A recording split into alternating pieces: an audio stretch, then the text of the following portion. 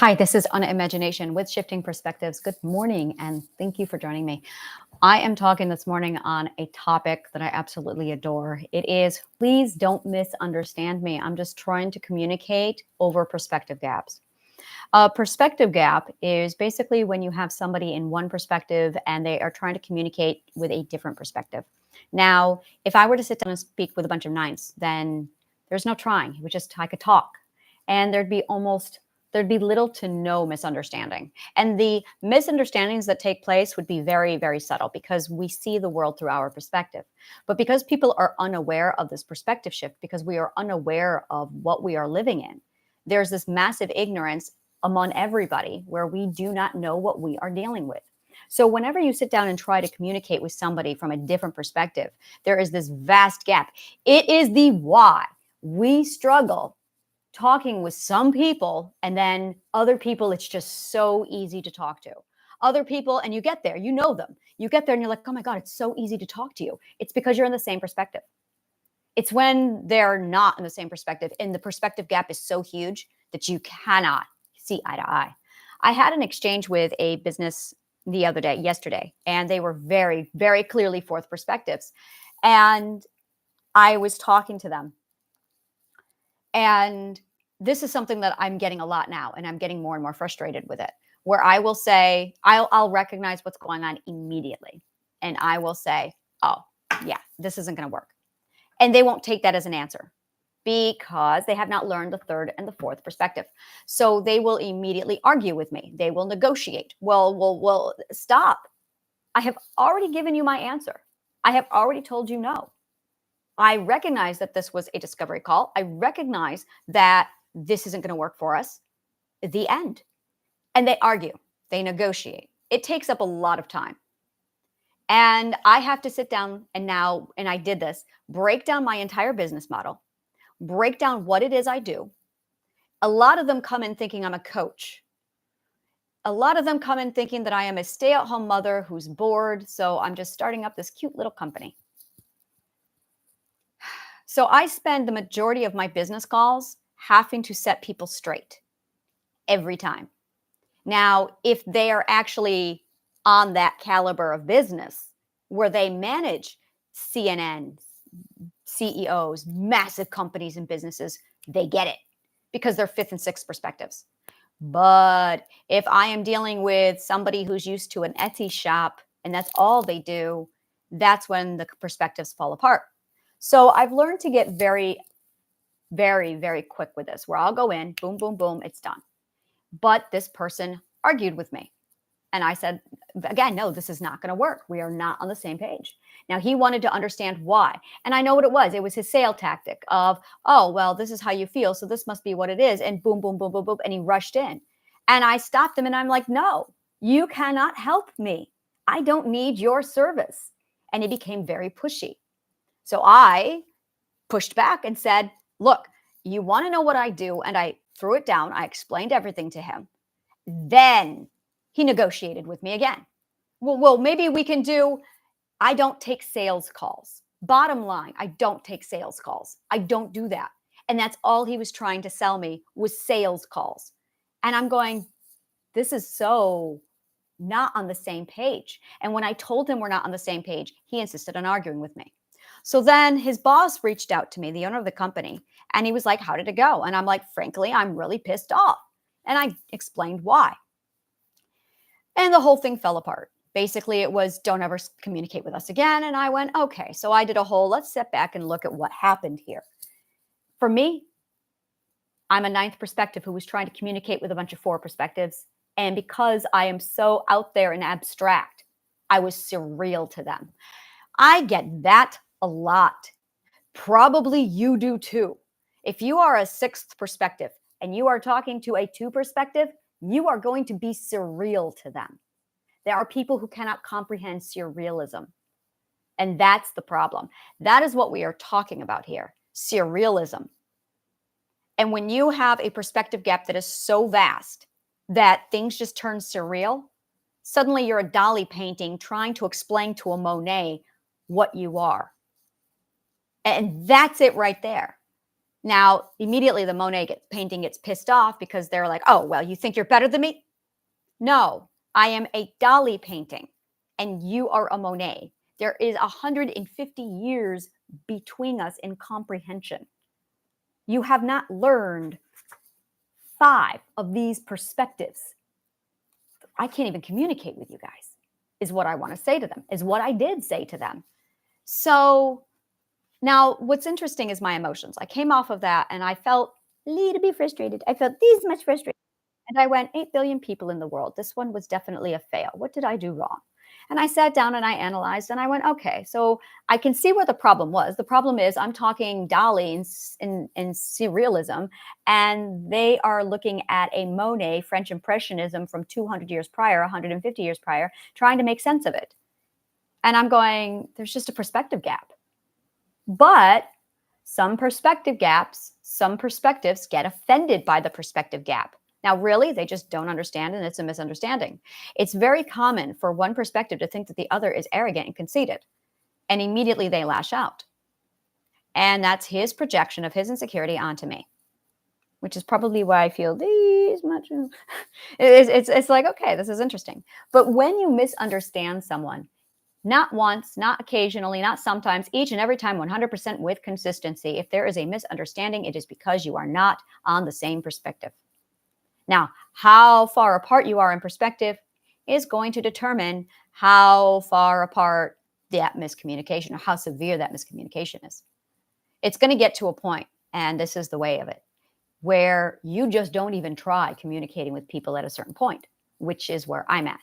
So if you're a 6, you probably don't even try talking to a 2-year-old. And this is something huge. And we see this with children. You have a 15-year-old child, and you send the 15-year-old child to go play with the 2-year-olds. The 15-year-old is like, really? First of all, it's offensive to the 15-year-old. Second of all, what's a 15-year-old going to do? There is no perspective there. You've got 2s and probably a 6 in front of you. What is a 6 going to do? Which is why you can have an adult very respectfully with learning disorders and have no problem sitting down with a 2 or a 3-year-old because they have a learning disorder. So they are forever stuck in perspectives 1 or 2, which is okay. But that's why you can have adults with learning disorders, again, very respectfully, where they're sitting down and they are sitting down with 2 and 3-year-olds. That's fine. It's when you have, and it's no different. We are in this box of age. We are in this massive age box. Oh, if you're 5, you must be this. Oh, if you're 10, you must be this. Oh, if you're 50, you must be this. There is this expectation that everybody over 20 is wise. Everyone between 20 and 30 is foolish and they haven't figured out life. Ha, ha, ha. Let's laugh and make fun of them because I remember when I was there. 4 perspectives are very condescending. They really are. They are absolutely, and that's part of them trying to figure out that they can self-govern. That's their accountability. That's their lack of responsibility. Absolutely. And yes, every time a 4th perspective yells at a millennial about not being accountable for their actions, they are projecting their own insecurities onto other people because there is no 4th perspective who holds himself accountable. Not one, because they haven't learned that lesson yet. If they did, they would not be stuck in 4th perspective.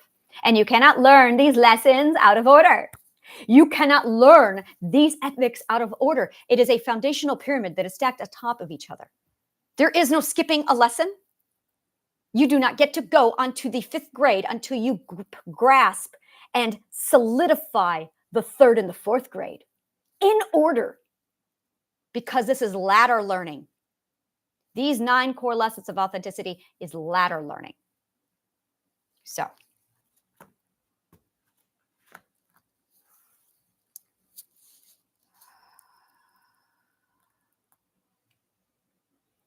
how do I explain this? When you have any kind of a misunderstanding, be aware that the issue is a perspective gap. And if you are the more evolved, if you are evolved further along the 9 core lessons, you are going to, it's your responsibility to I'm trying to say this without using fourth perspective terminology, and it's so hard because it's right there and it's available, and it's like, no, it's not right, and it's offensive. So fourth perspective has a language that is just riddled with rudeness. Fourth perspective created a language that is just riddled with condescending limitations. And the longer we use that language, the longer we enforce that mindset. Change the language. So I am not going to hold back my language anymore to accommodate fourth perspectives. I won't do it. I have learned the lingo available, and I'm going to appear before people in my own perspective. I am representing the ninth perspective. That's what I am here for right now. That is my purpose. I am the ambassador of the ninth perspective. But that's it. I am the ambassador of the ninth perspective. And because I am the ambassador of the ninth perspective, I really need to speak in the ninth perspective language. And I'm well aware that that's going to put a significant limitation on me communicating with other people. And I can translate my surrealism for other people, but there's going to get to a point where no, once I hit fourth perspective, I cannot communicate with fourth perspectives. I cannot communicate with third and seconds. That's what a cultivator is for. The cultivator bridges the gap. Fifths and sixths can talk to those guys. I need a fifth and sixth translator. So that's really what I think that's what I need to do going forward is I need a millennial to literally translate from me to a baby boomer because I can't do it anymore. So yeah, that conversation immediately went downhill. And it was a learning lesson. But it's something very much to keep in mind that when you are at a point where you are feeling misunderstood and you're trying to connect with somebody, yeah. And again, it was very much I said what I wanted, I said what I needed, and they pushed back. They did not respect my no. They did not respect my boundary. They were more concerned about being understood and making a sale than listening because they're fourth perspective. All right, I feel good. I feel fantastic. I feel fantastic because they are not for me. And that's the whole point. They were not for me. And I was not rude. Oh, no, I was not rude at all. I very simply said, look, I am a ninth perspective talking to a fourth perspective. And I know he didn't understand a word I was saying. He just became offensive or he became offended and then lashed out because he projected. Okay, I feel better.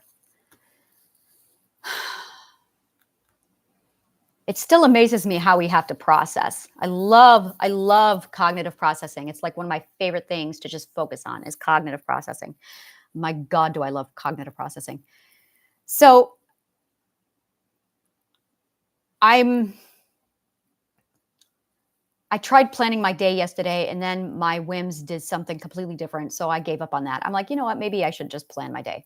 So I'm going to take a break.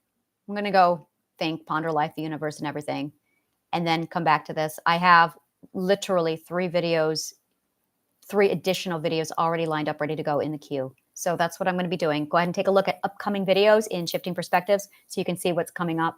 And I realized meditation is better for me in the afternoon. Morning meditation is not good for me because I just woke up. I'm good. I don't need to meditate first thing in the morning. I'm already where I need to be. And what I do is I lay in bed and I manifest and I lay in bed and I don't even get out of bed. I lay there with my eyes closed and I'm like, oh, conscious awareness is back. Let's get to work immediately manifesting. And I just lay there and absorb it. So before I even make coffee, I'm done. And I realized how not aligned it was to me for me to jump right into another meditation session. So I realized that meditation is best for me in the evenings. I love meditating in the evenings. I did that last night and I was like, oh my God, this is so my jam. So I'm going to be doing meditation in the evenings from now on. I'm going to be doing those over on Facebook. I realized I really enjoy doing my meditations over on Facebook. I will still be uploading them here. So they're not going to be missed. You're not going to miss out on anything. Everything I do via video is always transferred over to my YouTube. I can't say the same for Facebook.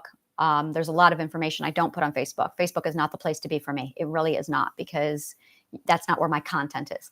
So But I do love going over there for the meditations. So when I'm done meditating, I will be bringing that information over here and uploading it. Take a look at my upcoming videos. And if any of this resonates with you, like it, subscribe, comment below. Let me know what part of the video resonated with you. I love engaging with people. In addition to that, if you love the garden, absolutely. If any of this resonated with you, if it's something that you really value, then please donate and help us grow the garden, because we have a lot that is coming and I want equipment that'll make the quality of these videos exceptional. So a lot is coming. Thank you so much. And may the kindest of words always find you.